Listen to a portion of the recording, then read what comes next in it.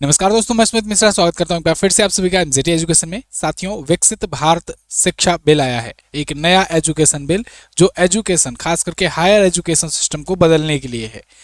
Education system में बड़ा बदलाव आने जा रहा है। आज की वीडियो में इसको हम लोग डिटेल से जानने वाले हैं। इस बिल के माध्यम से गवर्नमेंट क्या करना चाहती है और इससे क्या इफेक्ट होंगे, आज की वीडियो में आपको इन डेप्थ एनालिसिस दी जाएगी। इससे पहले जो भी महत्वपूर्ण बिल लोकसभा में पेश किए गए उस पर मैंने आपको वीडियो दी है। आप उसको नहीं देखे हो तो जरूर जाकर के देखना। मनरेगा का नाम जी राम जी जो बिल किया गया है उसमें और नए नए क्या बदलाव किए गए हैं इस पर भी मैंने आपको वीडियो दी हुई है।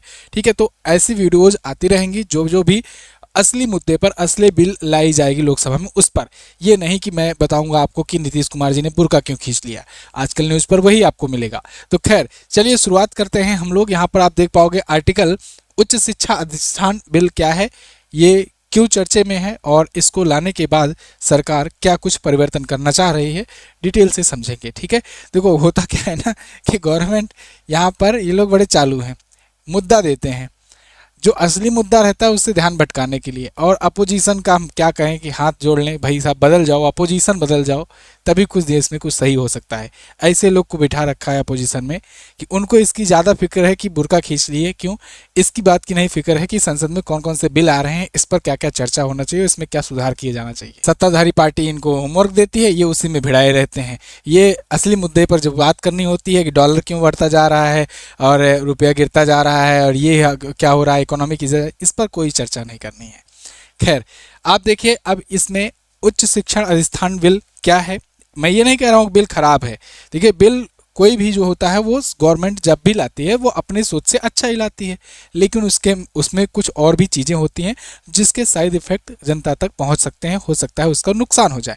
तो जब अपोजिशन का काम ये होता है कि उस पर विचार विमर्श तर्क वितर्क करके उसको सही दिशा में थोड़ा सा उसमें इम्प्रूवमेंट करके और अच्छा लाया जाए, क्योंकि वो हो सकता है कि एक ही टाइप के सोचने वाले लोगों की एक विचार हो, जब दूसरा वाला भी विचार मिलता है तब वो और बेहतर निकल करके आता है। लोकतंत्र यही है, वरना राजतंत्र ना होता। लेकिन इन मुद्दों पर चर्चा नहीं होती है, चर्चा होती है किस पर, बुर्का क्यों खींच लिए चलिए खैर, आज विकसित भारत शिक्षा अधिष्ठान बिल की बात करेंगे हम लोग।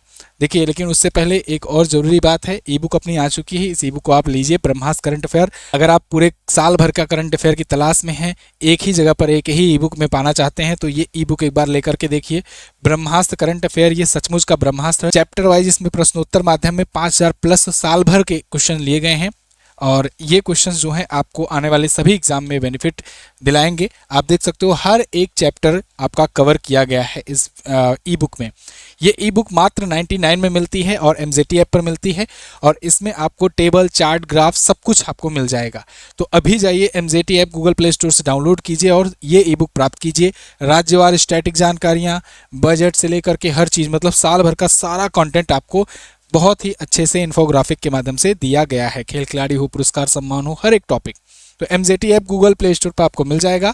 अगर आप एमजेटी ऐप नहीं यूज़ कर पाते हो, आईफोन यूज़र हो, क्योंकि ये एंड्रॉयड ऐप है, तो आईफोन यूज़र्स के लिए और विंडोज़ यूज़र के लिए यूपीआई सुविधा भी दी गई है। नीचे डिस्क्रिप्शन में और पिन कमेंट चेक कीजिए, उसमें व्हाट्सएप का नंबर दिया गया होगा।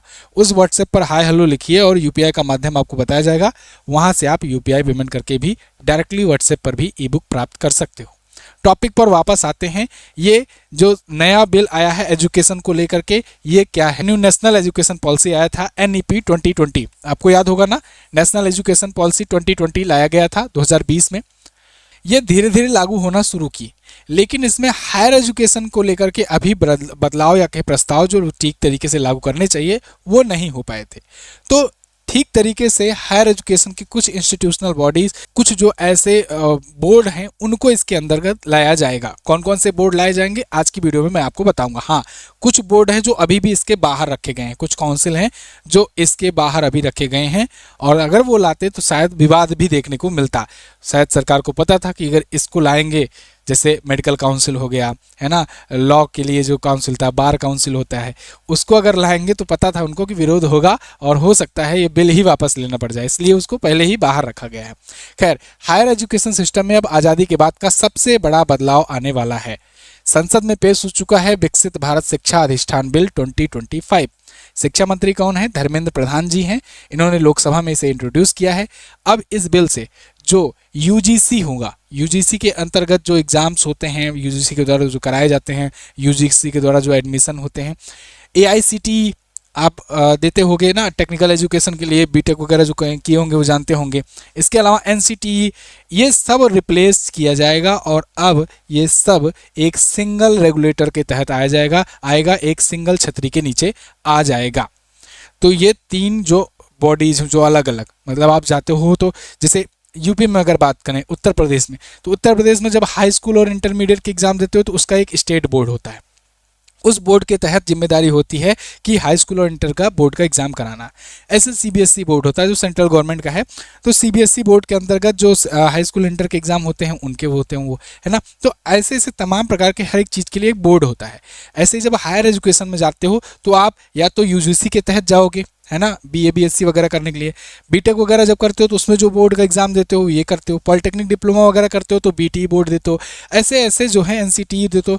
तो ये सब जो है उसकी बोर्ड हैं जो कंडक्ट कराते हैं, जिनके रेगुलेशन में वो चलते हैं चीज़ें। लेकिन अब इन सब को एक साथ मर्ज करके लाया जाएगा एक सिंगल अम्ब्रेला के अंतर्गत, और जो कि होगा ये नया बिल के अंतर्गत, ठीक है ना। तो 12 दिसंबर को कैबिनेट ने अप्रूवल दिया, 15 दिसंबर को लोकसभा में पेश किया गया और विरोध के बाद इसे जेपीसी के पास भी भेज दिया गया है।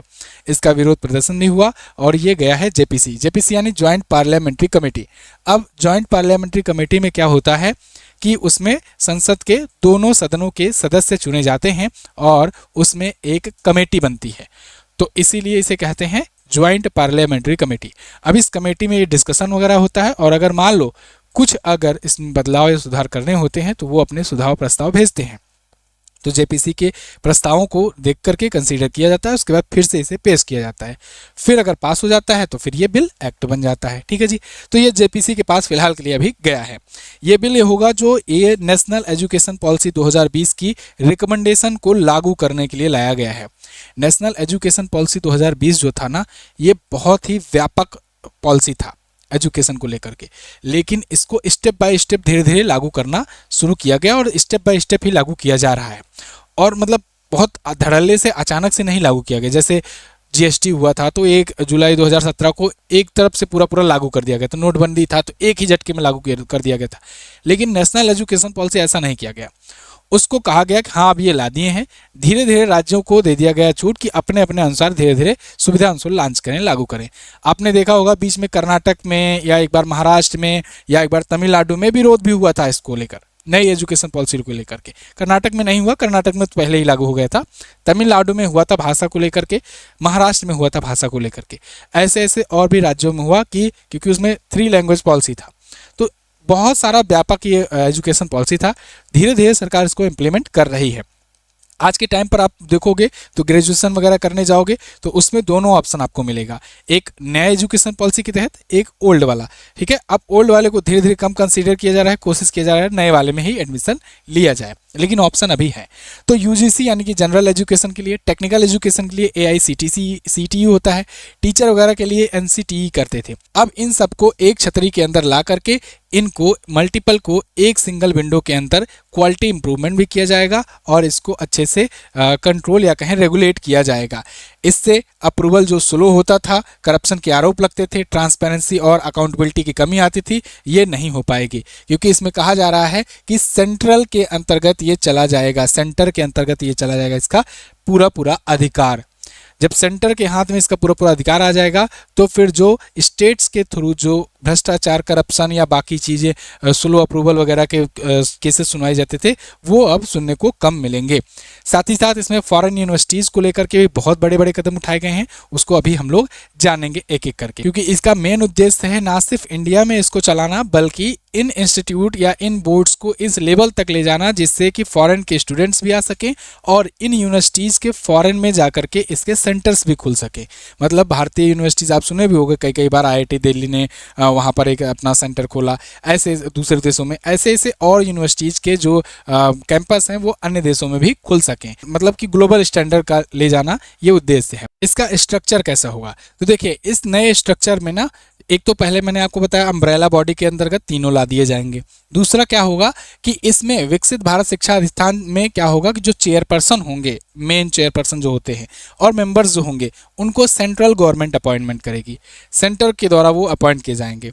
फिर इसके अंदर 3 इंडिपेंडेंट काउंसिल्स बनाए जाएंगे। पहला होगा हायर एजुकेशन रेगुलेटरी काउंसिल, जो कि विनियमन देखेगी, रेगुलेशन देखेगी, इसकी जिम्मेदारी होगी, रेगुलेशन काउंसिल होगी। इसमें ये लाइसेंसिंग देखेगी, मॉनिटरिंग देखेगी, गुड गवर्नेंस देखेगी, कॉमर्शियलाइजेशन इसको रोकेगी। तो ये सब करने का काम इस रेगुलेशन काउंसिल का होगा। इससे क्या होगा जी? इससे जो भी अल्फला यूनिवर्सिटी टाइप के यूनिवर्सिटीज़ देखने को मिले थे ना, इनकी संख्या कम हो जाएगी या कहें कि खत्म हो जाएगी। सेंटर का इसमें वो होगा, रोल होगा ज़्यादा। नेशनल एक्रीडिटेशन काउंसिल, गुणवत्ता परिषद होगा, ये क्वालिटी चेक करेगा। ये क्या करेगा कि क्वालिटी इंश्योरेंस करेगा, रैंकिंग देखेगा, ट्रांसपेरेंट इसमें एक्रीडिटेशन होगा, जिससे जो भी यूनिवर्सिटीज़ हैं उनको ग्लोबल लेवल तक लाया जाए, एक स्टैंडर्डाइज किया जाए, जिससे वो और अच्छा बेहतर एजुकेशन दे सकें। साथ ही साथ हम लोग की भी एजुकेशन सेक्टर में जो यूनिवर्सिटीज़ की रैंकिंग आती है, जो पता लगता है 250 के बाद 2-3 यूनिवर्सिटी ही आ पाई है पूरे रैंकिंग में 500 में दुनिया के, उसमें थोड़ा और संख्या इंक्रीज दिखेगी, क्योंकि ग्लोबल लेवल पर हम लोग अपना इंटरनेशनल स्टैंडर्ड पर यूनिवर्सिटीज़ बनाएंगे।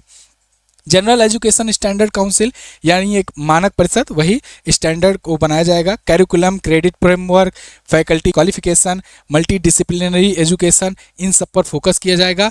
एक क्वालिटी एजुकेटर्स मिलेंगे यूनिवर्सिटीज़ को उस लेवल के। साथ ही साथ ये एक प्रकार का जो भ्रष्टाचार होता है, जो इधर उधर जुगाड़ लगा करके ज्वाइन हो जाते हैं, वो सब हटेगा। क्वालिटी एजुकेशन पर फोकस किया जाएगा और इंटरनेशनल लेवल पर प्रोड्यूस किए जा सकें स्टूडेंट, इस स्तर पर यहाँ पर बात होगी यूनिवर्सिटीज़ वगैरह में। ठीक है, फंक्शंस सेपरेट रखे गए हैं ताकि कोई ओवरलैपिंग ना हो, सबका अलग अलग जिम्मेदारी होगा। तो इससे आने वाले दिनों में जो बहुत सारे ऐसी यूनिवर्सिटीज़ जिसकी शिकायतें मिलती हैं कि भाई इसमें पढ़ाई नहीं होती है या बस नाम की यूनिवर्सिटी है, लोग डिग्री बनवाने के लिए फर्जी डिग्री के लिए जाते हैं, उनके स्टैंडर्ड चेंज किए जाएंगे। सेंट्रल या स्टेट यूनिवर्सिटीज़, डीम्ड यूनिवर्सिटीज़ या IIT, NIT, institute of eminence, affiliated colleges, online distance learning, ये सब जो हैं इसके दायरे में अब आएंगे। लेकिन कुछ चीज़ों को इसके दायरे से बाहर रखा गया है, जैसे मेडिकल काउंसिल, मेडिकल इसमें नहीं रहेगा। लीगल मतलब कि ये लॉ वगैरह की डिग्री के लिए, नर्सिंग, फार्मेसी, इन सब के काउंसिल जो होंगे इससे बाहर रखे जाएंगे, ये इसके तहत नहीं रहेंगे। नहीं तो सरकार को पता था कि बवाल हो जाएगा, क्योंकि इनमें यूनिटी बहुत ज़्यादा है। ठीक है, खैर अब यहाँ पर बात आती है कि सेंट्रल गवर्नमेंट की पावर्स क्या हो जाएगी। तो appointments, policy direction, foreign universities का अप्रूवल, ये सब सेंटर के हाथ में चला जाएगा। सेंटर ही चाहेगी कौन से यूनिवर्सिटीज़ के कैंपस फॉरेन में खोले जाएं या फॉरेन के कौन से कैंपस आएँ इंडिया में खोले जाएं, तो ये सेंटर के हाथ में रहेगा। पेनाल्टीज़ क्या क्या रहेगा? नॉन कंप्लायंस पर 10 लाख से शुरू और सीरियस केसेस पर 2 करोड़ तक का जुर्माना और सस्पेंशन हो सकता है। यूनिवर्सिटी की मान्यता भी रद्द हो सकती है, डिग्री की पावर्स छीनी जा सकती है। ये सब जो होगा ये अगर ना मानने पर लागू होगा यूनिवर्सिटी पर। जैसे आपने देखा था अल्फला यूनिवर्सिटी टेरर का अड्डा बन चुकी है ना, पूरा का पूरा उसमें पता लगा कि टेरर मॉड्यूल ही निकला। कहाँ क्या हो रहा था, कैसे हो रहा था, कुछ पता ही नहीं था, क्योंकि वो इंडिविजुअल की रूप में काम कर रही थी, है ना, उतना कंट्रोल नहीं था सेंटर का। तो यहाँ पर कहीं ना कहीं ये किया गया। फेक यूनिवर्सिटीज़ बंद कर दी जाएंगी जिनके पास अप्रूवल नहीं होगा। साथ ही साथ सिलेक्टेड फॉरेन यूनिवर्सिटीज़ की एंट्री आसान हो जाएगी। भारतीय यूनिवर्सिटीज़ का विदेशों में कैंपस खुल सकेगा। Graded autonomy, high performing institute को बढ़ावा दिया जाएगा। स्टूडेंट सेंट्रिक होगा, ग्रीवेंस रिड्रेसल होगा और फ्लेक्सिबल कैरिकुलम होगा, और कोशिश किया जाएगा कि अच्छे स्टैंडर्ड के ये सब चीज़ें रहें। अब गवर्नमेंट का आर्गूमेंट ये है कि भाई हम तो रेट टेप कम कर रहे हैं, परफॉर्मेंस बेस्ड ऑटोनॉमी कर रहे हैं और क्वालिटी पर फोकस कर रहे हैं, लेकिन अपोजिशन इस पर विरोध कर रहा है। अपोजिशन का कहना है कि सेंट्रल का कंट्रोल इसमें ज़्यादा हो जाएगा, स्टेट्स की ऑटोनॉमी कम हो जाएगी, फेडरल स्ट्रक्चर पर असर इससे पड़ेगा। जेपीसी के पास गया है, अब बाकी नतीजे जेपीसी डिसाइड करके भेजेगी, मतलब कि सुझाव अपना भेजेगी, उसके बाद ये लागू होगा।